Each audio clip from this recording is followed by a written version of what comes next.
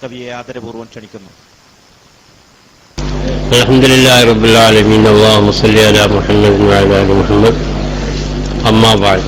ഔസീകും ഇബാദല്ലാഹ് വഇയ്യായ ബിത്തഖ്വല്ലാഹ്. സ്നേഹമുള്ള സഹോദരി സഹോദരന്മാരെ, എൻ്റെ പേര് പറയാനാണ് ചിലർ ആവശ്യപ്പെടുന്നത്. എൻ്റെ പേര് ഹംസ. എൻ്റെ ഉപ്പാൻ്റെ പേര് കുഞ്ഞലി ഹാജി എന്ന് പറയും. അദ്ദേഹത്തിൻ്റെ ഉപ്പാൻ്റെ പേര് കുഞ്ഞീൻ ഏനന്തി മൊല്ല എന്ന് പറയും. അദ്ദേഹത്തിൻ്റെ ഉപ്പാൻ്റെ പേര് കുഞ്ഞീൻ എന്ന് പറയും.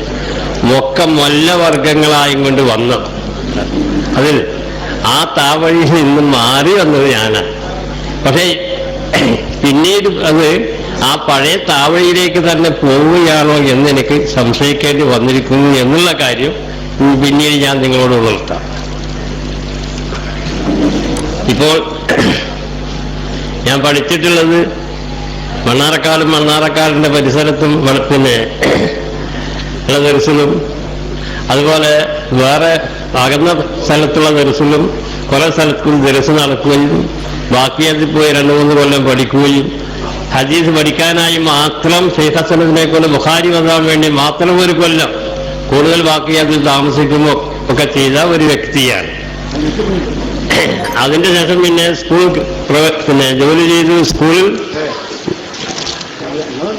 സ്കൂളിൽ നിന്ന് റിട്ടയർ ചെയ്തതിന് ശേഷമായിട്ട് ജാമിയ നബവിയിൽ 99 മുതൽ ജാമിയ നബവിയിൽ ഒരു അധ്യാപകനാണ്. അപ്പൊ മതരംഗത്ത് പ്രവർത്തിക്കുന്നവർക്ക് ഏറെക്കുറെയൊക്കെ എന്നെ സുപരിചിതമായിരിക്കും.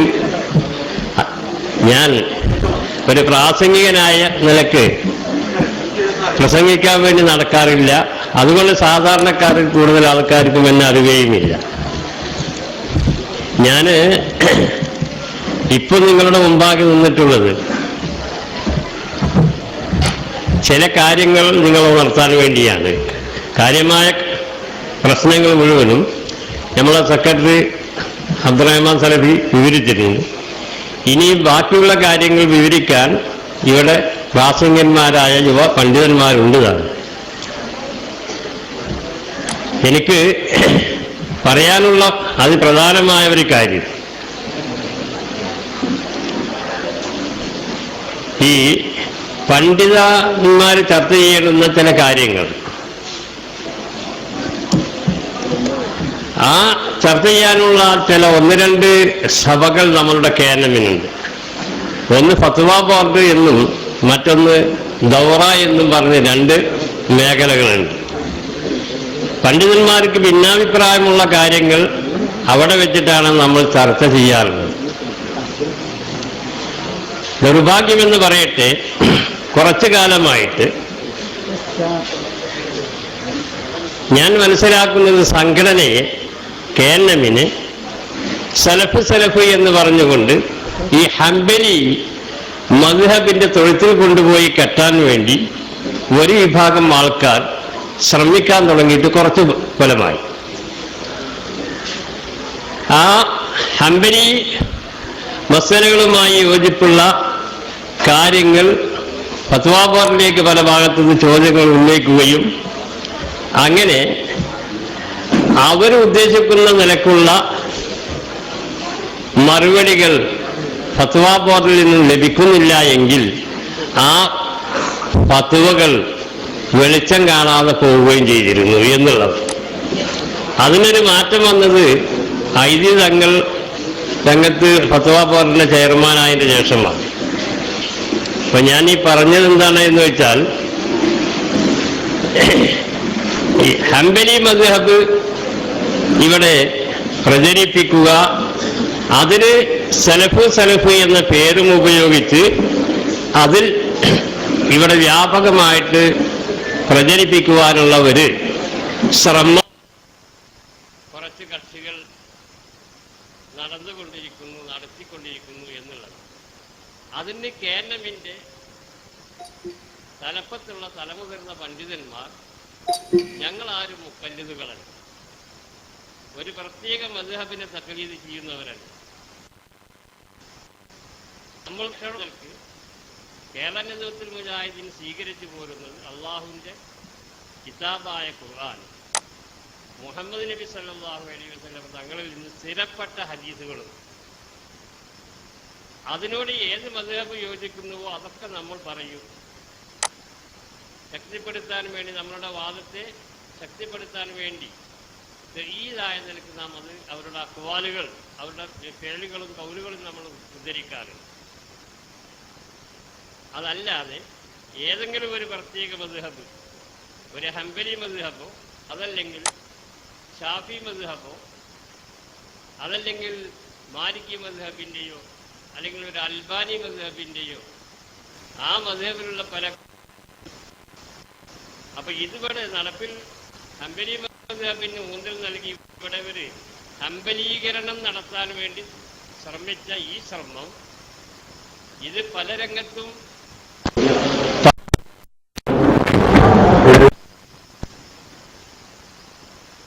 കൊണ്ട് ഞാനത് പറയുന്നില്ല. ഇതിന് ശ്രമം കുറെ മുമ്പ് തുടങ്ങിയിട്ടുണ്ട് എന്നുള്ളതാണ്.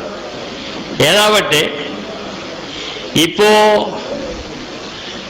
ഇതിന് വേണ്ടി അവർ വലിയ മുഹദ്ദിസുകളാണ് എന്ന് വരുത്തി തീർക്കാനും വലിയ പണ്ഡിതന്മാരാണ് എന്നുള്ളത് ചമയാനും വേണ്ടി അവർക്ക് മാത്രമേ ഹദീസ് അറിയുകയുള്ളൂ, മറ്റുള്ളവർക്ക് ഹദീസ് അറിയുകയില്ല, പഠിച്ചിട്ടില്ല എന്നുള്ള വരുത്തി തീർക്കാൻ വേണ്ടിയുള്ള ചില ശ്രമങ്ങളും അവർ നടത്തി നോക്കി. പക്ഷേ ആ രംഗങ്ങളിലും അവർക്ക് പരാജയം. എന്തുകൊണ്ടെന്നാൽ ഞങ്ങളൊക്കെ ഹദീസ് പഠിക്കുന്ന രൂപത്തിൽ കൂടിയുള്ള ഹദീസ് പഠനം ഇവർ നടത്തിയിട്ടില്ല.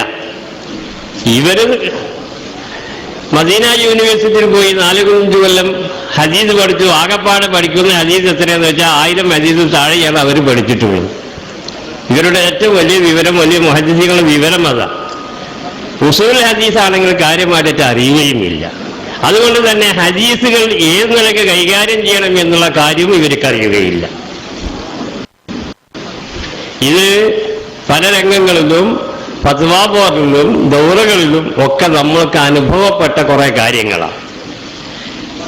അപ്പൊ ഇങ്ങനെയുള്ള തർക്ക കാര്യങ്ങൾ വന്നപ്പോ അവസാനമായിട്ട് പിന്നെ ഈ കക്ഷികൾ ദൗറയിൽ നിന്ന് വിട്ടുനിൽക്കാൻ വേണ്ടി തുടങ്ങി. കാരണം ഞാൻ പറഞ്ഞു വന്ന അബ്ദുറഹ്മാൻ സലഫി പറഞ്ഞ പോലെ പറഞ്ഞ വിഷയം നമ്മളെ യാ ഇബാദല്ലാഹ് അഗീസൂനി അല്ലെങ്കിൽ അഈനൂനി എന്ന് പറഞ്ഞ ഈ വിഷയം അബ്ദുൽ ജബ്ബാർ മൗലവി 2-3 പ്രാവശ്യം എനിക്ക് ചില കാര്യങ്ങൾ പറയാനുണ്ട് എന്ന് പറഞ്ഞ് ഈ ജമിയത്ത് കൂടുന്ന സമയത്ത് മൂപ്പര് പറയാറുണ്ട്. അപ്പോ 1-2 പ്രാവശ്യം ഞങ്ങളത് ചെവിക്കൊടുത്തില്ല. പിന്നീട് അദ്ദേഹം കത്ത് നൽകി. ഇപ്പൊ ഈ തെരഞ്ഞെടുപ്പ് കഴിഞ്ഞതിന് ശേഷമുള്ള ജമിയത്തുൽ കത്ത് നൽകി. അപ്പോൾ എന്നോട് 1-2 ആൾക്കാർ ചോദിച്ചു, നമ്മൾ ഈ കാര്യത്തെ എന്ത് ചെയ്യണം? ഞാൻ പറഞ്ഞു, എൻ്റെ അഭിപ്രായം നമ്മൾക്ക് 2 സഭയുണ്ട്, ദൗറയും അതുപോലെ ഫത്വാ ബോർഡും.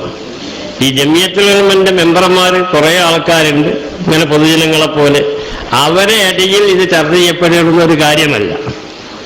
കാരണം അത്തരം അഭിപ്രായ വ്യത്യാസമുണ്ടാവുന്ന കാര്യങ്ങൾ ഖലീഫമാർ വരെ പൊതുജനങ്ങളിടയിൽ ചർച്ച ചെയ്തിട്ടുമില്ല. മുശാവറാംഗങ്ങളിലും മറ്റൊക്കെയാണ് അവർ ചർച്ച ചെയ്തിട്ടുള്ളത്.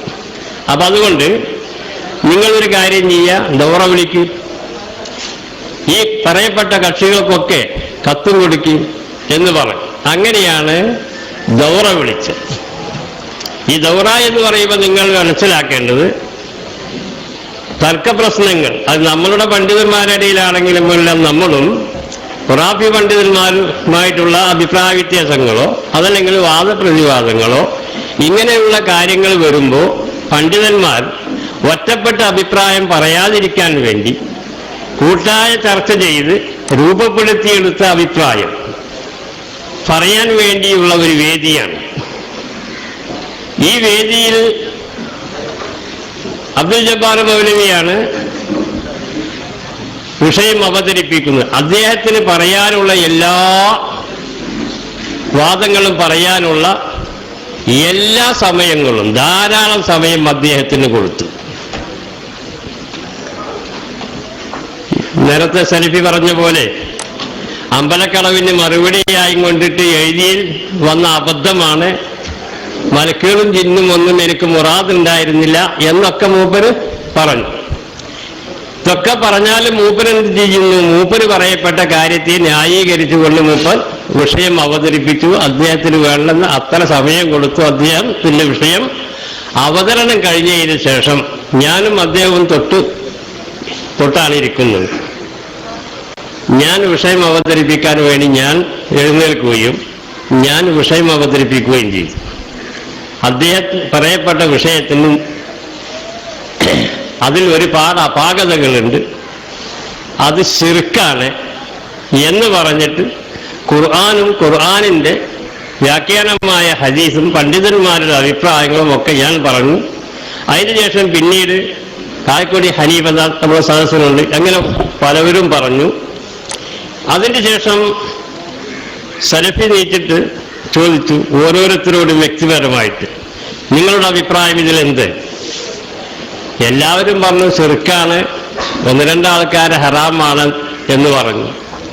ഒരുത്തൻ അയാളെ ഒരു ഇൽത്തിബാസ് ഉണ്ടെന്നും പറഞ്ഞു.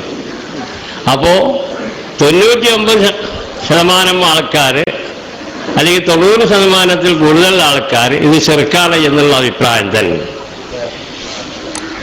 ശിർക്കല്ല എന്നുള്ളതിന് തെളിവായിട്ട് ഒരു തെളിവ് ഈ ഞൈ എന്ന് പറയുന്ന ന്യായങ്ങളല്ലാതെ ഒരു തെളിവ് കൊണ്ടുവരുവാൻ അവർക്ക് സാധിച്ചിട്ടില്ല. ഇൻഷാ അല്ലാഹ് സാധിക്കുകയുമില്ല. കാരണം റബ്ബുൽ ഇസ്സത്ത് അമ്പിയാക്കന്മാരെ നിയോഗിച്ചിട്ടുള്ളത്, മുർസലീങ്ങളെ തെരഞ്ഞെടുത്ത് അയക്കുകയും ചെയ്തിട്ടുള്ളത് അള്ളാഹുവിനോട് പ്രാർത്ഥിക്കുവാനും അവനെ ആരാധിക്കുവാനും അതിലേക്ക് ജനങ്ങളെ ക്ഷണിക്കുവാനുമാണ്. അമ്പിയാക്കന്മാരാവട്ടെ അവരുടെ സമൂഹത്തെ പഠിപ്പിച്ചിട്ടുള്ളതും അള്ളാഹുവിനോട് വിളിക്കുവാനും സഹായത്തെ തേടുവാനുമാണ്. ഇത് ഇസ്ലാമിൽ ലളിതമായ ഒരു കാര്യമാണ്. ഇവിടുത്തെ അമുസ്ലിങ്ങൾക്ക് വരെ അറിയുന്ന കാര്യം. മുസ്ലിങ്ങൾ ആരെ വിളിക്കുക? മക്കാ മുസ്ലിങ്ങൾക്ക് വളരെ വ്യക്തമായ നമ്മ യുജീബുൽ മുഖ്തർ കുടുങ്ങിയ കള്ളിക്ക് വിളിച്ചാൽ പ്രാർത്ഥിക്കുമ്പോൾ സഹായം തേടുമ്പോൾ ആരാണ് ഉത്തരം ചെയ്യുന്നത്? മക്കാ മുസ്ലിങ്ങൾ വരെ പറഞ്ഞിരുന്നു അല്ലാഹ് എന്ന് പറഞ്ഞിരുന്നു. ഇതൊക്കെ നമ്മൾ വാദപ്രതിവാദ രംഗത്ത് ഈ സക്കരിയ സലാഹി, ഈ ജബ്ബാർ മൗലവി ഉൾപ്പെടെയുള്ള എല്ലാവർക്കും അറിയാവുന്ന കാര്യമാണ്. പിന്നെ ഇതെങ്ങനെ വന്നു? അതാ ഞാൻ നേരത്തെ പറഞ്ഞത്. ഇവരൊക്കെ ഗൾഫ് നാടുകളിൽ പോയി നോക്കി അവിടെ നിന്ന് കിതാബുകൾ കണ്ടു. ആ കിതാബുകൾ അവിടുത്തെ ഹംബലി മദ്ഹബുകാർ എഴുതി. ആ ഹംബലി മദ്ഹബുകാർ എഴുതിയ കിതാബുകൾ കണ്ടപ്പോൾ ഇവർ വിചാരിച്ചു ഇതിന്റെ അപ്പുറം ഇൽമൊന്നുമില്ല, ലൗഹുൽ മഹ്ഫൂദിലുള്ള ഇൽമൊക്കെ ഇതിലുണ്ട് എന്ന് മനസ്സിലാക്കി. അള്ളാന്റെ ഇൽമൊക്കെ ഇതിലുണ്ട് എന്നുള്ളത് അവർ മനസ്സിലാക്കി. അങ്ങനെയാണ് ഇതിനെ മറിച്ചു വെക്കാൻ. അപ്പോ ഹംബലികൾക്ക് സ്വാഭാവികമായിട്ട്, കാരണം തഖ്ലീദ് ചെയ്യുമ്പോൾ തഖ്ലീദിന്റെ ഷർത്തിൽപ്പെട്ടതാണ്, പഴയ പണ്ഡിതന്മാർക്ക് അറിയാം. ഞാൻ തഖ്ലീദ് ചെയ്യുന്ന എന്റെ മുഖല്ലതായ ഇമാം മറ്റുള്ള ഇമാമീങ്ങളെക്കാൾ ഏറ്റവും വലിയവരാണ് എന്ന് വിശ്വസിക്കണം. അത് തഖ്ലീദിന്റെ ഒരു ഇതാ. അതുകൊണ്ട് ഇപ്പൊ ഇവരുടെ പ്രസംഗത്തിൽ കൂടിയും എഴുത്തിലും കാണാം, ഇമാം അഹമ്മദിനെ സംബന്ധിച്ച് ഇമാം അഹ്ലുസുന്ന എന്ന് അവർ പ്രയോഗിക്കുള്ളൂ. കേട്ടാൽ തോന്നും അപ്പം മറ്റുള്ള ഇമാമികളൊക്കെ ഇമാം അഹ്ലുൽ ബിദ്അ അല്ലേ? ഇമാം ഷാഫി ബിദ്അത്തുകാരന്റെ ഇമാമാണ്, ഇമാം മാലിക് ബിദ്അയാണ്, ഒക്കെ മുബ്തദിഈങ്ങളാണ്. ഇയാൾ മാത്രമേ സുന്നിയുള്ളൂ എന്ന് തോന്നിപ്പോകുന്ന രൂപത്തിലുള്ള ചില പരാമർശങ്ങളും പ്രസ്താവനകളും ഇവരിൽ നിന്ന് നമുക്ക് കേൾക്കാൻ സാധിക്കുന്നു. കാര്യത്തിൽ ആരാണ് ഇവരൊക്കെ മറ്റുള്ളവർ എന്നുള്ളത് ഞാൻ ഇത് പറഞ്ഞപ്പോൾ നിങ്ങളുടെ മുമ്പാകെ ചെറിയ ഒരു കാര്യം പറയാം, ഇവരുടെ വിവരങ്ങളുടെ അവസ്ഥ. ഇമാം അഹ്മദ് ബിൻ ഹംബൽ അൽ മൗസൂഅത്തുൽ ഹദീസിയ്യ എന്ന് പറഞ്ഞ അദ്ദേഹത്തിന്റെ ഹദീസ് സമാഹാരമാണ്. 5 പണ്ഡിതന്മാർ കൂടിയിട്ട് ഇപ്പോൾ തഖ്രീജ് ചെയ്തിട്ടുണ്ട്. ആ തഖ്രീജ് ചെയ്തതിന് ഒരു ആമുഖം എഴുതിയിട്ടുണ്ട്. അൽ മുഅസ്സസത്തുൽ റിസാല എന്ന ആ സ്ഥാപനത്തിൽ നിന്നാണ് അതിറങ്ങുന്നത്. അതിൽ ഇമാം അഹ്മദ് ബിൻ ഹംബലിനെ പരിചയപ്പെടുത്തുന്ന കൂട്ടത്തിൽ പരിചയപ്പെടുത്തിയിട്ടുള്ള ഒരു കാര്യമാണ്, ഇമാം അഹ്മദ് ഇമാം ഷാഫി ഉൾപ്പെടെയുള്ള പണ്ഡിതന്മാരുടെ കിതാബുകൾ വായിക്കുന്നതും നോക്കുന്നതും വിരോധിച്ചിരിക്കുന്നു എന്ന്. ഇത് വലിയൊരു ഫضല്, വലിയ മഹത്വമായിട്ടാണ് ഈ കക്ഷികൾ എഴുതി കാണുന്നത്. നമ്മൾ മനസ്സിലാക്കണം എത്രത്തോളം സങ്കുചിതമാണ് ഈ മനുഷ്യന്മാരുടെ. ഇമാം അഹമ്മദ് അങ്ങനെ പറയുമെന്ന് എനിക്ക് തോന്നുന്നില്ല. കാരണം ഇമാം അഹമ്മദിന്റെ ഗുരുനാഥനാണ് ഇമാം ഷാഫി. ഇമാം ഷാഫിന്റെ അടുത്ത് അദ്ദേഹം പഠിക്കാൻ വേണ്ടി ചെന്നപ്പോ മറ്റുള്ള മുഹദ്ദിസീങ്ങളുടെ അടുത്ത് പോകാതെ ഇദ്ദേഹത്തിന്റെ അടുത്ത് കൂടിയപ്പോൾ എന്താ നിങ്ങൾ കൂടുന്നത് എന്ന് ചോദിച്ചപ്പോൾ അദ്ദേഹം ഇമാം ഷാഫിനെ സംബന്ധിച്ച് പറഞ്ഞു, ഹദീസ് മറ്റുള്ളവരുടെ അടുത്തു നിന്നും കിട്ടും, ഇദ്ദേഹത്തിന്റെ അടുത്തു നിന്നും കിട്ടും, പക്ഷേ ഈ മനുഷ്യനിലുള്ള ബുദ്ധി അപാരമായ ബുദ്ധിയാണ്, അത് ഇദ്ദേഹം ഇവിടുന്ന് പോയാൽ നമുക്ക് നഷ്ടപ്പെടും. അതുകൊണ്ട് അദ്ദേഹത്തിൽ നിന്ന് കിട്ടാവുന്ന ഞാൻ പഠിക്കാൻ വേണ്ടിയാണ് ഞാൻ അദ്ദേഹത്തിന്റെ അടുത്ത് ഇരിക്കുന്നത് എന്നാണ് ഇമാം അഹ്മദ് പറഞ്ഞതായിട്ട് നമ്മൾ മനസ്സിലാക്കിയിട്ടുള്ളത്. അപ്പോ ഈ മൗസുആത്തിൽ കാണുന്ന ഈ മുഅസ്സസത്തുൽ റിസാല മുസ്നദിന്റെ ആമുഖത്തിൽ കാണുന്ന രൂപത്തിൽ ഇമാം അഹ്മദ് മറ്റുള്ളവരുടെ കിതാബുകൾ നോക്കുന്നതും വായിക്കുന്നതും വിരോധിച്ചു എന്ന്. അപ്പൊ ഇതിന്റെ അനുയായികൾ ആണല്ലോ പിന്നിപ്പോ അവിടെ ഉള്ളത്. ഈ കക്ഷികളും പറയുന്നത് എന്താ, മറ്റുള്ളവർ എനിക്ക് ചിലപ്പോൾ ഫോൺ ചെയ്യുമ്പോൾ അടുത്തിരുന്ന് ഫോൺ ചെയ്യുമ്പോൾ വേറെ ആരോടും ചോദിക്കണ്ട, എന്നോട് തന്നെ ചോദിച്ചാൽ മതി എന്നൊക്കെ പറഞ്ഞ അനുഭവങ്ങൾ ഉള്ളത് കൊണ്ട് ഞാൻ പറയാം. അവരോട് മാത്രം ചോദിക്കുക, അവർ മാത്രം പറയുന്നത് എൽമുള്ളൂ, അവർക്ക് മാത്രമേ അറിയുകയുള്ളൂ, മറ്റുള്ളവർക്കൊന്നും അറിയുകയില്ല എന്നുള്ള ഒരു ധാരണ, ഒരു ഹുങ്ക്, ഒരു അഹങ്കാരം ഈ കക്ഷികളിൽ കടന്നുകൂടി എന്നുള്ളതാണ് ഇവരുടെ അധംപതനത്തിന്റെ, നാശത്തിന്റെ നാന്ദിയായിട്ട് ഈ സംഭവം വന്നിട്ടുള്ളത് എന്നാണ്. അപ്പോൾ അഹ്മദ് ബിൻ ഹംബലിനെ ഏറ്റവും വലുതായി കാരണം അവർക്ക് ഇമാമ്, താൻ വിശ്വസിക്കുന്ന മുഖല്ലദായ ഇമാമ് ഏറ്റവും വലിയ ആളാണ്, അദ്ദേഹത്തിന്റെ തെറ്റ് വരാൻ പാടില്ല, വന്ന് തെറ്റ് പറ്റിയിട്ടുണ്ട് എങ്കിൽ അത് ന്യായീകരിച്ച് ശരിയാക്കണം എന്നുള്ള രൂപത്തിൽ കൂടിയാണ് ഈ യാ ഇബാദല്ലാഹ് അഈനുനി എന്നുള്ള ഇമാം അഹ്മദ് ബിൻ ഹംബൽ ഹജ്ജിന് പോകുന്ന ചെറുപ്പത്തിൽ, അത് പഠിച്ചുകൊണ്ടിരിക്കുന്ന ഘട്ടത്തിൽ ഹജ്ജിന് പോകുമ്പോൾ അദ്ദേഹത്തിന് വഴി തെറ്റിയപ്പോൾ മൂപ്പര് പറഞ്ഞു പോയി എന്നുള്ളതാണ്. ആ കാര്യം പിന്നീട് മൂപ്പര് വിട്ടിട്ടുണ്ട്. അദ്ദേഹത്തിന്റെ അനുയായികളിൽ നിന്ന് പലരും അത് ശരിയല്ല എന്ന് പറയുന്നുണ്ട്.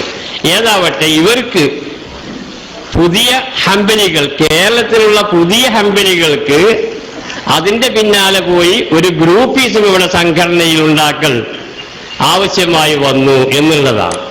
കാരണം അതിനുള്ള സൗകര്യങ്ങളും മറ്റുമൊക്കെ അവിടെ നിന്ന് ആരൊക്കെയോ കിതാബ് മുഖേനയും കിതാബിൽ കൂടിയും അല്ലാതെയുമൊക്കെ നൽകുന്നുണ്ട് എന്നുള്ളത് അവരിൽ നിന്ന് തന്നെ കിട്ടിയ വിവരങ്ങളും നമുക്കുണ്ട്.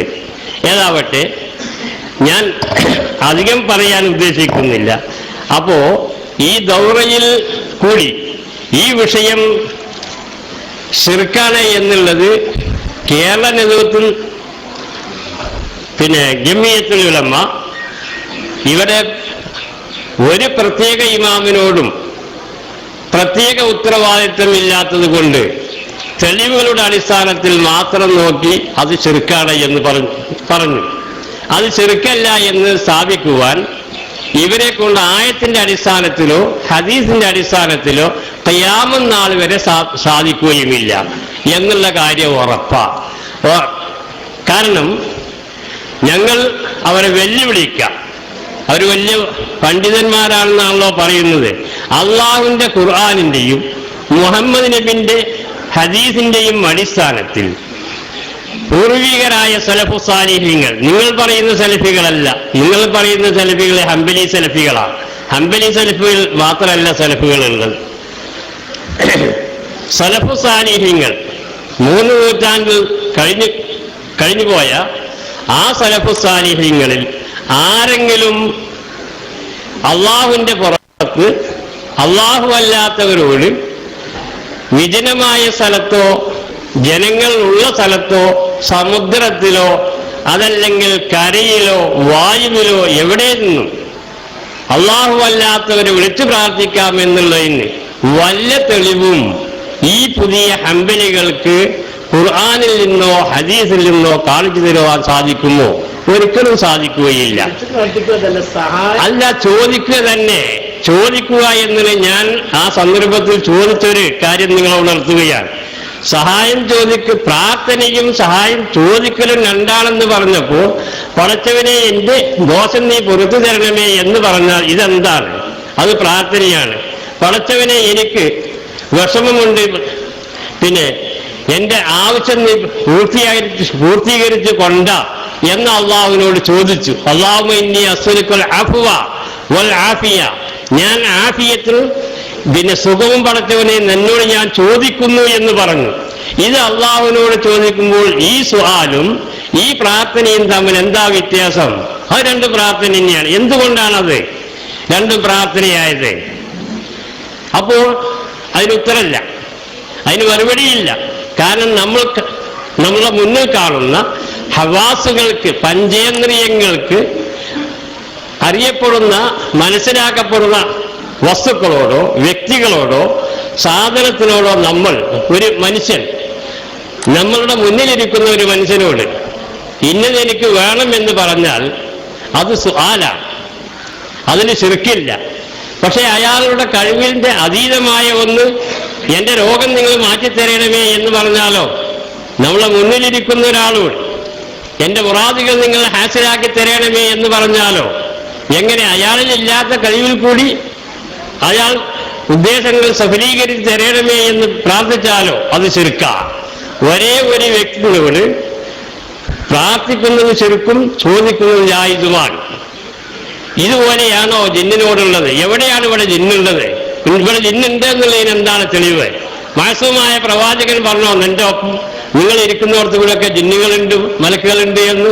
ഖുർആൻ പറഞ്ഞതിൻ്റെ എന്ത്? ഹഫളത്തിലെ മലക്കുകളുണ്ട്, തരീകളുണ്ട്. ഇതിന്റെ അപ്പുറം നമ്മളെ ഒപ്പം ഈ പിന്നെ ജിന്നുകളുണ്ട്.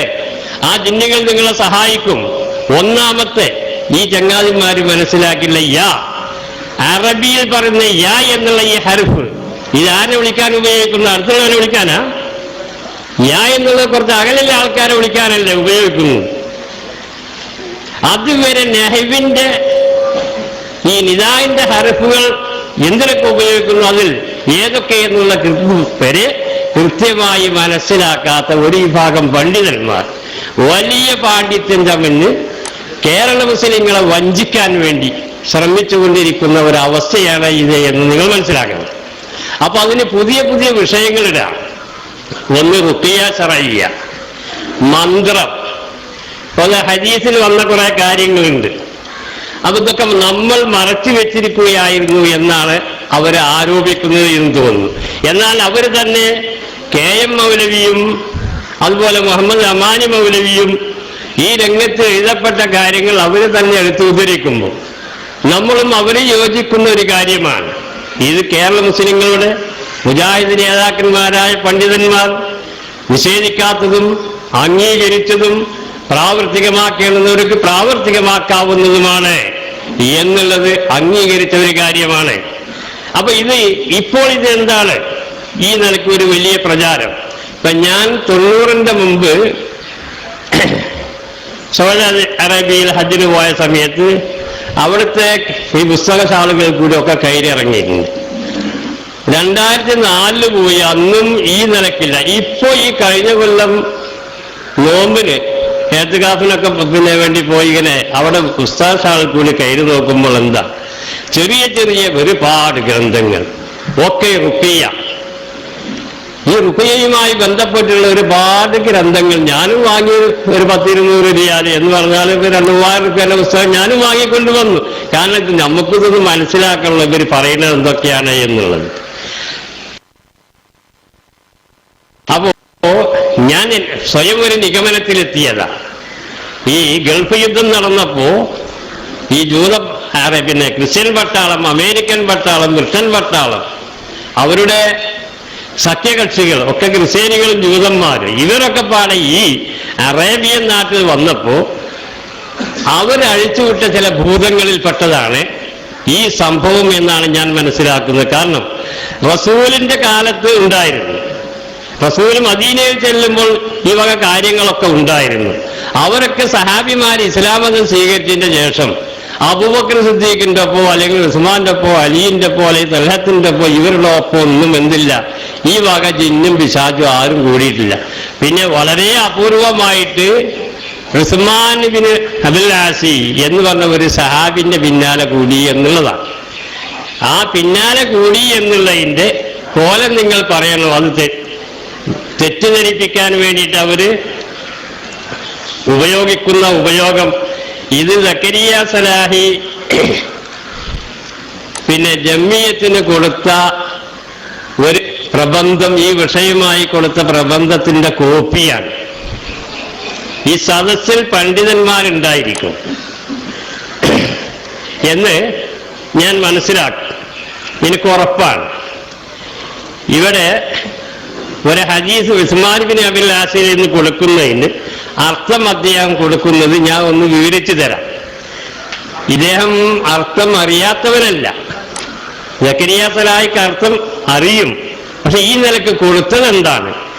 ഉസ്മാൻ ബിൻ അബുൽ ആസി റളിയല്ലാഹു അൻഹു അന്നഹു ഖാല ലമ്മ ഇസ്തഅമലനി റസൂലുള്ളാഹി സ്വല്ലല്ലാഹു അലൈഹി വസല്ലം അല ത്വായിഫ് ജഅല യർവുലി ശൈഉൻ ഫീ സ്വലാത്തി ഹത്താ മാ അദ്രി മാ ഉസല്ലി فلما رأيت ذلك رحلت إلى رسول الله صلى الله عليه وسلم وقال ابن أبي العاص قلت نعم يا رسول الله قال ماذا بك قلت يا رسول الله أروني شيء في صلاتي حتى ما أدري ما أصلي قال ذاك الشيطان أذن فضربت منه فجلست على صدور قدمي قال فضرب صدري بيده وطفل في فمي وقال اخرج عدو الله ففعل ذلك 3 مرات ثم قال الحق بعملك قال فقال عثمان فلا أمضي ما أحسبه قالت لي بعد.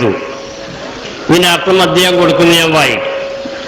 ഉസ്മാൻ ബിൻ അബുൽ ആസ് പറഞ്ഞു, റസൂൽ സല്ലല്ലാഹു അലൈഹി വസല്ലം എന്നെ തായിഫിലേക്ക് ഗവർണറായി നിയോഗിച്ചപ്പോൾ എന്തോ ഒരു വസ്തു എന്റെ നമസ്കാരത്തിനിടയിൽ എന്റെ മുന്നിൽ പ്രത്യക്ഷപ്പെടാൻ തുടങ്ങി.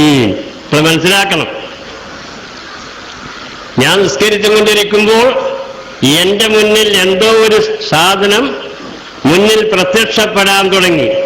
അങ്ങനെ ഞാൻ എന്താണ് നമസ്കരിക്കുന്നതെന്ന് എനിക്കറിയാതാവുന്നത് വരെ അത് കണ്ടപ്പോൾ ഞാൻ റസൂൽ സല്ലല്ലാഹു അലൈഹി വസല്ലമയുടെ അടുത്തേക്ക് പോയി. അപ്പോൾ റസൂൽ ചോദിച്ചു, ഇബ്നു അബുൽ ആസോ? ഞാൻ പറഞ്ഞു, അതെ. അള്ളാഹുവിന്റെ റസൂലെ, അവിടെ നിന്ന് ചോദിച്ചു, എന്താണ് നീ വന്ന കാര്യം? ഞാൻ പറഞ്ഞു, അള്ളാഹുവിന്റെ ദൂതരെ, എന്റെ നമസ്കാര വേളയിൽ എന്റെ മുന്നിൽ എന്തോ പ്രത്യക്ഷപ്പെടുന്നു. അങ്ങനെ ഞാൻ എത്രയാണ് നമസ്കരിച്ചതെന്ന് എനിക്ക് തന്നെ അറിയാതാവുന്നു. റസൂൽ സല്ലല്ലാഹു അലൈഹി വസല്ലം പറഞ്ഞു, അത് പിശാചാണ്, നീ അടുത്ത് വരൂ. അപ്പോൾ ഞാൻ നബി സല്ലല്ലാഹു അലൈഹി വസല്ലമയുടെ അടുത്തേക്ക് ചെന്നു. അങ്ങനെ 2 പാദങ്ങളുടെയും മുൻഭാഗത്തിൽ ഇരുത്തി ഞാൻ ഇരുന്നു. അദ്ദേഹം പറയുന്നു, അങ്ങനെ നബി സല്ലല്ലാഹു അലൈഹി വസല്ലം തന്റെ കൈകൊണ്ട് എന്റെ നെഞ്ചിൽ അടിച്ചു, എന്റെ വായിലേക്ക് അല്പം തുപ്പി തെറിക്കുന്ന രൂപത്തിൽ അവിടെ നിന്ന് ഊതി. എന്നിട്ട് പറഞ്ഞു, അള്ളാഹുവിന്റെ ശത്രുവേ, നീ ഇയാളെ നെഞ്ഞിൽ നിന്ന് പുറത്തു പോ. അപ്രകാരം 3 തവണ ചെയ്തു. പിന്നീട് പറഞ്ഞു, നീ നിന്റെ ജോലിയിൽ തന്നെ ചേർന്നുകൊള്ളുക എന്ന്. അപ്പോ ഞാൻ ഇതുവരെ ഹദീസ് ഓതിയത്, ഇതേ ഹദീസ് ഇതേ പുസ്തകത്തിൽ ഈ ഹദീസ് പല റിവായത്തിൽ കൂടി ഹദീസിന്റെ ഗ്രന്ഥങ്ങളിൽ കൂടി വന്നിട്ടുണ്ട്. ഇവിടെ ഇദ്ദേഹം കൊടുത്ത അർത്ഥം എന്താ? ഞാൻ നമസ്കരിച്ചു കൊണ്ടിരിക്കുമ്പോൾ എന്റെ മുന്നിൽ എന്തോ ഒരു സാധനം പ്രത്യക്ഷമായി. അറബി അറിയാവുന്നവർക്കൊക്കെ അറിയാവുന്ന ഒരു പദമാണ് അറള.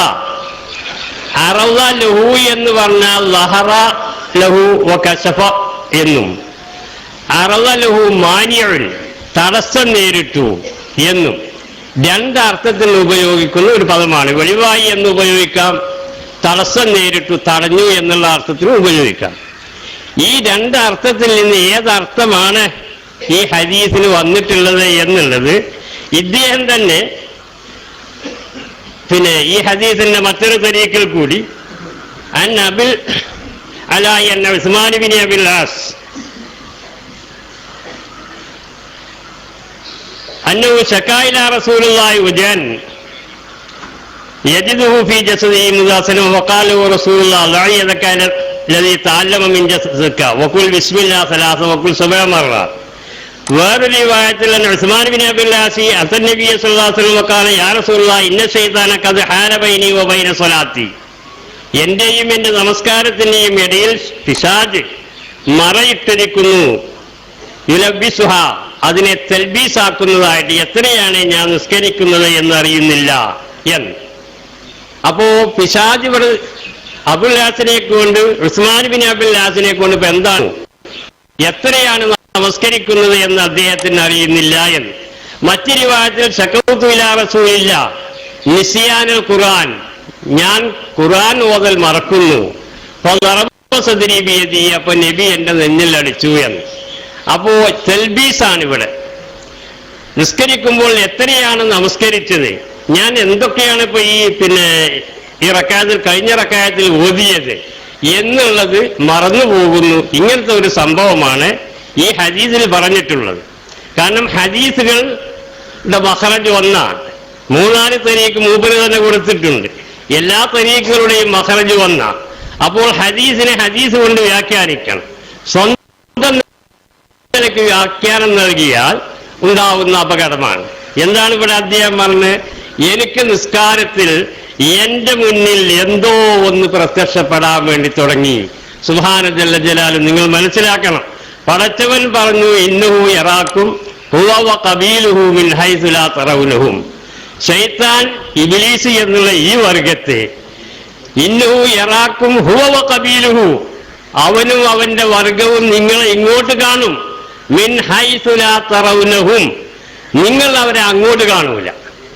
നമുക്ക് ശൈത്താൻ അങ്ങോട്ട് കാണാൻ സാധിക്കൂല. എന്നാൽ പ്രവാചകന്മാർക്ക് കണ്ടു എന്ന് വരാം, അത് അവരുടെ വജ്രത്താണ്. സാധാരണക്കാരായ നമുക്ക് കാണാൻ സാധിക്കുമോ? കാണാൻ സാധ്യമല്ല എന്നാ പടച്ചവൻ പറഞ്ഞത്. ഈ അള്ളാഹുവിന്റെ വചനത്തിൽ ഈ മനുഷ്യന് വിശ്വാസമില്ല എന്ന് വരുന്നു. അത് വിശ്വാസമില്ലാതെ ജനങ്ങളിൽ ആക്കി തീർക്കുവാൻ വേണ്ടി അദ്ദേഹം അർത്ഥം കൊടുക്കുന്നു. എന്റെ മുന്നിൽ നമസ്കാരത്തിൽ എന്തോ ഒരു ശൈത്താൻ പ്രത്യക്ഷപ്പെടുന്നു. ശൈത്താനെ കാണുമോ? അബുലാസി കാണുമോ?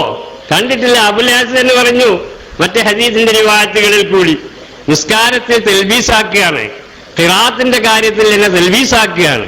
എന്തോ ഒരു ജന്തുക്കളെ മുന്നിൽ വന്ന് പിന്നെ പ്രത്യക്ഷപ്പെട്ടതല്ല. ഇങ്ങനെ അപ്പൊ ഈ പിശാചുമായിട്ടുള്ള ഒരു പ്രത്യേക വിഷയവുമായിട്ട് ഇവിടെ രംഗത്ത് വന്നു. അപ്പോ അതിനോട് ബന്ധപ്പെട്ടുകൊണ്ടുള്ള റുഖ്യ, ശറയ്യ, അങ്ങനെ കുറെ കാര്യങ്ങളുമായിട്ട് ഇവിടെ വന്നു. നിങ്ങൾ മനസ്സിലാക്കേണ്ടുന്ന ഒരു കാര്യം, ഇത് ജിന്നെ പിശാച് റുഖ്യ ശറയ്യ എന്നുള്ള പുസ്തകമാണ്. ഇത് കേരള ജംഇയ്യത്തുൽ ഉലമ എഴുതിയതാണ്. ഇത് ഒരുപാട് ആൾക്കാർ നോക്കിയിട്ടുണ്ട്. നോക്കിയവർക്കാർക്കും ഇതിൽ വലിയ തെറ്റ് കണ്ടിട്ടില്ല. അക്കൂട്ടത്തിൽ ഞാനും ഒന്ന് നോക്കിയവൻ തന്നെയാണ്. നോക്കുക മാത്രമല്ല, ഇത് എല്ലാ യൂണിറ്റുകളിലേക്കും അയച്ചു കൊടുക്കണമെന്ന് ഞാൻ നിർദ്ദേശിക്കുകയും ഞാൻ തന്നെ 4 കോപ്പി വാങ്ങുകയും ചെയ്തവനാണ്. എന്നിട്ട് ഇപ്പോൾ എൻ്റെ മകൻ ഉൾപ്പെടെ ഈ 38 പേരുകൾ, നിങ്ങളുടെ കോളേജിൽ പഠിപ്പിക്കുന്ന ഒരു ഷമീർ എന്ന് പറഞ്ഞൊരു മൗലവി സാഹിബ് കൂടി അതിൽ ഒപ്പിട്ടിട്ടുണ്ട്. ഞാൻ ഷമീർ മദീനിയോട് ഉൾപ്പെടെ, നിങ്ങളെ തുണക്കാരൻ ഹംസ മദീനി ഉൾപ്പെടെ ഈ 38 പണ്ഡിതന്മാരോട് എനിക്ക് പറയാനുള്ളത്, ഈ പുസ്തകത്തിലുള്ള അപാകതകൾ എന്തൊക്കെയാണ് എന്നുള്ളതൊന്ന് എഴുതിത്തരണം. ഇതിൽ ഇസ്ലാമിക വിരുദ്ധമായ എന്താണുള്ളത് എന്ന് നമുക്കൊന്ന് ഈ വിഷയവുമായി വാദപ്രതിവാദം ചെയ്യണം. നിങ്ങൾ തയ്യാറുണ്ടോ എങ്കിൽ നിങ്ങളൊന്ന് ദിവസം അറിയിക്കുക, ഞങ്ങൾ അതിന് ഒരുക്കാം.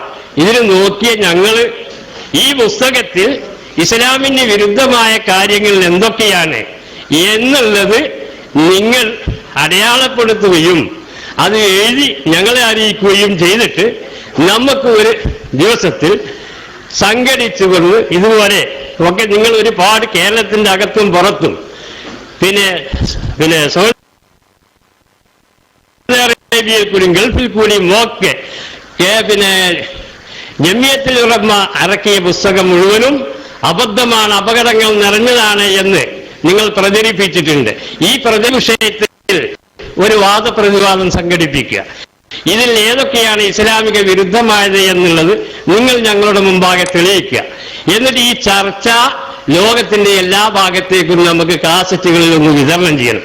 അതുകൊണ്ട് ഈ 38 പണ്ഡിതന്മാരോട് എനിക്ക് സാഹോദര്യ ബുദ്ധിയ പറയാനുള്ളത്, നിങ്ങളൊരു ദിവസം നിശ്ചയിക്കുക, എന്നിട്ട് ഞങ്ങളെ വിളിക്കുക, അല്ലെങ്കിൽ ഞങ്ങൾ നിശ്ചയിക്കുക, എന്നിട്ട് നമുക്കൊരു വാദപ്രതിവാദം നടത്തുക. ഇതിലൊക്കെ എന്തൊക്കെയുണ്ട് അനിസ്ലാമികം എന്നുള്ളത്. എന്താണിതിൽ പറയുന്നതെന്നോ ഞാൻ 1-2 കാര്യം ഉണർത്തട്ടെ. ഇതിലില്ലാത്ത ചില കാര്യങ്ങൾ മാത്രം എന്നുള്ളത് ശറയ്യ, റുഖിയ ശറയ്യ, പിന്നെ അതിന്റെ നിർവചനങ്ങൾ. ഇതിൽ എന്താണ് റുഖിയ ശറയ്യ എന്ന് പറഞ്ഞാൽ ഇതിന് നിർവചനം കൊടുത്തിട്ടുള്ളത്. ഇതിനേക്കാൾ ഒരു നല്ല നിർവചനം ഈ 38 പണ്ഡിതന്മാരിൽ നിന്ന് ഏതെങ്കിലും ഒരു പണ്ഡിതന് കൊണ്ടുവരാൻ സാധിക്കുമെങ്കിൽ നമുക്കത് ചേർക്കാം. നിങ്ങൾ കേൾക്കണം, ഖുർആൻ കൊണ്ടും അള്ളാഹുവിന്റെ നാമങ്ങൾ, വിശേഷണങ്ങൾ എന്നിവ കൊണ്ടും ഖുർആനിലും സുന്നത്തിലും സഹിയായി വന്നിട്ടുള്ള ദിക്റുകൾ കൊണ്ടും ലോകസമനത്തിന് വേണ്ടി പ്രാർത്ഥിച്ചുകൊണ്ട് സുന്നത്തിൽ സ്ഥിരപ്പെട്ട രൂപത്തിൽ നിർവഹിക്കുന്നതാണ് റുഖിയ ശറയ്യ. കണ്ടോ, സുന്നത്തിൽ സ്ഥിരപ്പെട്ട രൂപത്തിൽ കൂടി നിർവഹിക്കുക. എന്താണ് ഈ രൂപം എന്നുള്ളത് ഈ 38 വിഡ്ഢികൾക്കും മനസ്സിലായിട്ടില്ല. അത് ഞങ്ങൾ വാദപ്രതിവാദം ചെയ്യുമ്പോൾ മനസ്സിലാക്കി തരാം. പിന്നെ ഈ പ്രാർത്ഥനകൾ നിർവഹിക്കുന്നത് ഓരോ വിഷയത്തിനും നിശ്ചയിക്കപ്പെട്ട കാര്യങ്ങൾ പ്രവർത്തിക്കുന്നതോടൊപ്പമായിരിക്കുകയും ചെയ്യണമെന്ന് നബി സല്ലല്ലാഹു അലൈഹി വസല്ലമ പറഞ്ഞിട്ടുണ്ട്. എന്താണ് ഈ പറഞ്ഞത് എന്നുള്ളതും. ഒന്നിരിക്കൽ ഈ 38 പണ്ഡിതന്മാർ ഇത് കാണാതെ ഒപ്പിട്ട് നിൽക്കുകയാണ് എങ്കിൽ അത് നിങ്ങൾ പറയണം, ഞങ്ങൾ ഈ പുസ്തകം കണ്ടിട്ടില്ല, ഞങ്ങളുടെ പേരിൽ കള്ള ഒപ്പിട്ട് അടിച്ചിറക്കിയതാണ് എന്ന് നിങ്ങൾ മറ്റുള്ളവർ പറയണം. ഇതിന്റെ ആദ്യത്തിൽ ഒന്നാമത്തെ അബ്ദുൽ ഹഖ് സുല്ലമിയ, അദ്ദേഹത്തിന്റെ മകനുണ്ട്, അങ്ങനെ സലഫിന്റെ ജ്യേഷ്ഠനുണ്ട്, എന്റെ മകനുണ്ട്, പലവരുമുണ്ട്. ഈ 38 ആൾക്കാർ ഇതിനേക്കാൾ നല്ല ഒരു നിർവചനം അറബി കിതാബുകളിലോ അതല്ലെങ്കിൽ മറ്റോ നിങ്ങൾക്ക് കൊണ്ടുവരുവാൻ സാധിക്കുമോ? ഞാൻ വെല്ലുവിളിക്കുകയാണ്. മന്ത്രിക്കുക എന്ന് പറഞ്ഞാൽ ഒന്നിരിക്കൽ സ്നേഹിതന്മാരെ ഒരു മലയാള ഡിക്ഷണറിയെങ്കിലും ഒന്ന് നോക്കണ്ടേ. എന്താണ് മന്ത്രിക്കുക എന്ന് പറഞ്ഞതിന്റെ അർത്ഥം? നിങ്ങൾ ശബ്ദധാരാവലി, ഇവിടെ ഇതൊരു ലൈബ്രറി ഉണ്ട്, ഇവിടെ ലൈബ്രറി ഉണ്ടായിരിക്കും, ശബ്ദധാരാവലി ഉണ്ടാവും, എടുത്തു നോക്കൂ. പാഠഭാഗം, വേദപാഠം, വേദഭാഗം, വേദം കൊണ്ട് ദേവനോട് നേർക്കുന്നേരെ പ്രാർത്ഥിക്കുന്ന സ്തോത്രം, ഇതാണ് അതിൽ എഴുതിയിട്ടുള്ളത്. വേദഭാഗം, അതായത് നമ്മൾ പറയുമ്പോൾ ഖുർആനിന്റെ ഭാഗങ്ങൾ. ദേവപാഠം, ഖുർആനിൽ കുറെ സൂറത്തുകളുണ്ട്, ആ സൂറത്തുകൾ 114 സൂറത്തുകളുണ്ട്, അത് ദേവപാഠങ്ങൾ. അതുപോലെ ദേവനോട് നേർക്കുന്നേരെ പ്രാർത്ഥിക്കുന്ന സ്തോത്രങ്ങൾ. നമ്മൾ ദേവൻ എന്ന് പറഞ്ഞാൽ അള്ളാഹു, അള്ളാഹുവിനോട് നേർക്കുന്നേരെ പ്രാർത്ഥിക്കുന്ന ദിക്റുകളും ദുആകളും. ഈ 3 കാര്യങ്ങൾക്കാണ് മന്ത്രം എന്ന് മലയാളത്തിൽ പറയുന്നത്. ആ മലയാള വാക്കിന്റെ അർത്ഥം വരെ ഈ 38 പണ്ഡിതന്മാർ നോക്കിയിട്ടില്ല എന്നുള്ളത് വളരെ വ്യക്തമായിട്ട് തെളിയിക്കാൻ സാധിക്കുന്ന 2-3 പുസ്തകങ്ങൾ അവർ അടിച്ചിറക്കിയിട്ടുണ്ട്. ആ വിഷയങ്ങൾ മുന്നിൽ വെച്ചുകൊണ്ട്, ഈ പുസ്തകങ്ങൾ മുന്നിൽ വെച്ചുകൊണ്ടും ഈ കേരള ജമിയത്തുൽ ഉലമ ജിന്നി പിശാച് റുഖിയ ശറയ്യ എന്ന് ഇറക്കിയ പുസ്തകത്തിലുള്ള തെറ്റുകൾ നിങ്ങൾക്ക് ഞങ്ങളുടെ മുന്നിൽ വെച്ച് ചൂണ്ടിക്കാണിക്കുവാൻ സാധിക്കുമെങ്കിൽ നിങ്ങൾക്ക് സ്വാഗതം. ഈ പുസ്തകങ്ങൾ എൻ്റെ അടുത്ത് തന്നപ്പോൾ ഞാൻ അപ്പോൾ തന്നെ അതിന് മറുപടി കൊടുത്തിട്ടുണ്ട്. ഇതിന് നിങ്ങൾക്ക് ചർച്ചയ്ക്ക് വരാൻ സ്വാഗതം എന്ന് പറഞ്ഞുകൊണ്ട് അതിൽ ഞങ്ങൾ ഉറച്ചു നിൽക്കുകയാണ്. എപ്പോഴാണ് നിങ്ങൾക്ക് ആവശ്യമുള്ളതെങ്കിൽ നിങ്ങൾക്ക് ഞങ്ങളെ വിളിക്കാം. ഈ കാര്യമാണ് എനിക്ക് നിങ്ങളോട് പറയാനുള്ളത്. ഇങ്ങനെ കാരണം ഈ പഴയ കാലത്ത് ഖുറാഫി മൗലവിമാർ പറയാറുണ്ട്, അത് മുജാഹിദീങ്ങളുടെ വാദമാണെന്ന് പറഞ്ഞ് കുറെ കളവുകൾ പറയും, എന്നിട്ട് ആ കളവിനെ അങ്ങോട്ട് ഗണ്ണിക്കും. ഇങ്ങനെയായിരുന്നു ഖുറാഫികൾ ചെയ്തിരുന്നത്. അതേ അടവ്, ഞങ്ങൾക്കില്ലാത്ത പുസ്തകത്തിൽ ഞങ്ങൾ എഴുതാത്ത വാക്കുകൾ എടുത്തിട്ട് അതിനെടുത്ത് ഗണ്ണിക്കുക. ഇതാന്റെ വഞ്ചിക്കാനാ? ഇതിന് നിങ്ങൾക്ക് അള്ളാഹുവിൽ വിശ്വാസമുണ്ടോ? അള്ളാഹുവിൽ വിശ്വാസമുണ്ടെങ്കിൽ നിങ്ങൾ ഇതൊക്കെ നിങ്ങൾ ചെയ്യുമോ? നിങ്ങൾ ചിന്തിക്കണം. സൂറത്തുൽ കഹ്ഫൊക്കെ നിങ്ങൾ ഓതുന്നുണ്ടല്ലോ. നിങ്ങൾ പറയുന്നത് മുഴുവനും നമ്മൾ പറയുന്നത് മുഴുവനും അള്ളാഹു രേഖപ്പെടുത്തി വെക്കുന്നുണ്ട്. ഇപ്പൊ കണ്ടോ, കമ്മ്യൂണിസ്റ്റുകാർ അല്ലെങ്കിൽ മറ്റുള്ളവർ കുറ്റകൃത്യങ്ങൾ ചെയ്യുമ്പോൾ മൊബൈൽ ഫോണിൽ കൂടി നമ്മൾ വിചാരിക്കുന്നു ഇത് വേറെ ആരും അറിയില്ല എന്നായിരുന്നു. ഇപ്പൊ നോക്കുമ്പോ ഇത് ലോകം അങ്ങാടിപ്പാട്ട് പോലെ, അരമന രഹസ്യം അങ്ങാടിപ്പാട്ട് പോലെയാണ് ഇത് ഈ മൊബൈൽ ഫോണിൽ കൂടി പറയുന്നത്. ഇതുപോലെയാണ് ഇത് അല്ലാഹു തആല മാലി ഹാദൽ കിതാബി ലാ യുഗാദിറു സഗീറത്തൻ വലാ കബീറത്തൻ ഇല്ലാ അഹ്സാഹാ. നിങ്ങളൊക്കെ പറയും ഈ കിതാബ്, ഈ ഗ്രന്ഥത്തിന് എന്തു പറ്റി? എന്റെ ജീവിതത്തിലെ ചെറുതും വലുതും ഒന്നും ഉപേക്ഷിക്കാതെ രേഖപ്പെടുത്തിപ്പെട്ടിരിക്കുന്നുവല്ലോ എന്ന് നിങ്ങൾ കാണും. ഈ കളവുകൾ പ്രചരിപ്പിച്ച് ഈ പൊതുജനങ്ങളെ വഞ്ചിപ്പിച്ച് നിങ്ങൾക്ക് നേടാൻ സാധിക്കുമെങ്കിൽ നിങ്ങൾ നേടിക്കോ. പക്ഷേ ഞങ്ങൾക്കിതിന് മറുപടി പറയേണ്ടി വരും. ഞങ്ങളുടെ സമയങ്ങൾ, ഞങ്ങളുടെ സമ്പത്തുകൾ ഇതിനു വേണ്ടി നീക്കിവെക്കുന്ന കാര്യത്തിൽ ഞങ്ങൾക്ക് ഖേദമുണ്ട്. വേറെയുള്ള കാര്യങ്ങൾക്ക്, ഫലപ്രദമായ നല്ല കാര്യങ്ങൾക്ക് ചെലവ് ചെയ്യേണ്ടുന്ന സമയം ഇത്തരം കാര്യങ്ങൾക്ക് വേണ്ടി ചെലവ് ചെയ്യുക എന്നുള്ളതിൽ ഖേദമുണ്ട്. ഇപ്പൊ ഉദാഹരണം ഞാൻ പറയാ. ഇപ്പൊ ഇന്ന് തന്നെ ഞാൻ മണ്ണാറക്കാട്ടിൽ നിന്ന് ചങ്ങരേരിയിൽ നിന്ന് വളരെ വിഷമിച്ചുകൊണ്ടാണ് ഇങ്ങോട്ട് വരുന്നത്. എന്തിനാണ് ഇവിടെ വന്നിട്ടുള്ളത്? ഈ പണ്ഡിത സംഘടനയുടെ പേരിൽ കരിവാരി തേച്ചുകൊണ്ടിരിക്കുമ്പോൾ, ഇതിനെ അപമാനപ്പെടുത്തുമ്പോൾ ഇതിൽ വിശ്വസിക്കുന്ന ഞങ്ങൾക്ക് ഇതിന്റെ രംഗത്തിറങ്ങൽ ആവശ്യമാണ്, സഹായിക്കൽ ആവശ്യമാണ്. അതുകൊണ്ട് ഞാൻ നിങ്ങൾക്ക് ഈ പണ്ഡിതന്മാരോടും പറയുന്നു, നിങ്ങൾക്ക് നേരിട്ട് കൊണ്ട് ഇതിൽ ഉള്ള കാര്യങ്ങൾ ചർച്ച ചെയ്യാൻ നിങ്ങൾ വരൂ, നമുക്ക് വാദപ്രതിവാദം നടത്താം.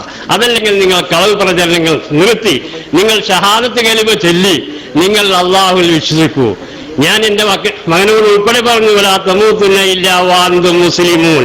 നിങ്ങൾ ജിന്നിനെ വിളിച്ച് മലക്കിനെ വിളിച്ച് നിങ്ങൾ മുശ്രിക്കീകളായിട്ട് നിങ്ങൾ മരിച്ചു പോകരുത്. വലാ തമൂതു യാ അയ്യുഹല്ലദീന ആമനൂ തഖുല്ലാഹ ഹഖ്ക തുഖാതിഹി. അള്ളാഹുവിനെ സൂക്ഷിക്കുന്ന ക്രമപ്രകാരം നിങ്ങൾ സൂക്ഷിച്ചുകൊണ്ട് നിങ്ങൾ ജീവിക്കണം. വലാ തമൂതുന്ന ഇല്ലാ വഅൻതും മുസ്ലിമൂൻ. നിങ്ങൾ മുസ്ലിങ്ങളായി മാത്രം മരിക്കണം എന്നുള്ളൊരു ഗുണകാംശം മാത്രമാവുന്നു ഞങ്ങൾക്കുള്ളത്. അതുകൊണ്ട് എൻ്റെ സഹോദരന്മാരെ മുഴുവനും ഞാൻ ഉണർത്തുന്നു, അള്ളാഹുവിനെ മാത്രം ഇബാദത്ത് ചെയ്യുക, അള്ളാഹുവിനോട് മാത്രം പ്രാർത്ഥിക്കുക, അള്ളാഹുവിനോട് മാത്രം സഹായത്തെ തേടുക. ഇതിനു വേണ്ടി അള്ളാഹു 1,00,000-ലധികം അമ്പിയാക്കന്മാരെയും 313 മുർസലീങ്ങളെയും അവരുടെ അനുയായികളെയും കുറെ വേദഗ്രന്ഥങ്ങളും ഇറക്കിയിട്ടുണ്ട്. ഇത് പ്രചരിപ്പിക്കുവാനാണ് നമ്മൾ അതിൻ്റെ ആൾക്കാരാ. അത് നമ്മൾ മുറുകെ പിടിച്ചുകൊണ്ട് അത് നമ്മൾ പ്രചരിപ്പിക്കുകയും ആചരിക്കുകയും ചെയ്യണം. ഇതിലുള്ള കള്ളനാണയങ്ങൾ നിങ്ങൾ മനസ്സിലാക്കുകയും ചെയ്യണം എന്ന് പറഞ്ഞുകൊണ്ട് ഞാൻ എൻ്റെ വാക്കുകൾ അവസാനിപ്പിക്കുകയാണ്. ഇവിടെ ഒരുപാട് പ്രാസംഗികന്മാർ, ചെറുപ്പക്കാരായ പ്രാസംഗികന്മാരുണ്ട്. ഞാൻ എൻ്റെ സമയം കൂടി അവർക്ക് വിട്ടുകൊടുക്കുകയാണ്. റബ്ബുൽ ആലമീനായ തമ്പുരാൻ സത്യം മനസ്സിലാക്കുവാനും സത്യം പിൻപറ്റിക്കൊണ്ട് ജീവിക്കുവാനും നമ്മളെ സഹായിക്കട്ടെ. അല്ലാഹുമ്മ അരിനൽ ഹഖ്ക ഹഖ്ഖൻ വർസുഖ്ന ഇത്തിബാഅഹ അരിനൽ ബാതില ബാതിലൻ വർസുഖ്ന ഇജ്തിനാബഹ റബ്ബനാ തഖബ്ബൽ മിന്നാ ഇന്നക അൻതസ് സമീഉൽ അലീം വതുബ് അലൈനാ ഇന്നക അൻതത് തവ്വാബുർ റഹീം വഗ്ഫിർ ലനാ യാ ഗാഫിറൽ മുദ്നിബീൻ ആമീൻ ബിറഹ്മതിക യാ അർഹമർ റഹീമീൻ. അസ്സലാമു അലൈക്കും.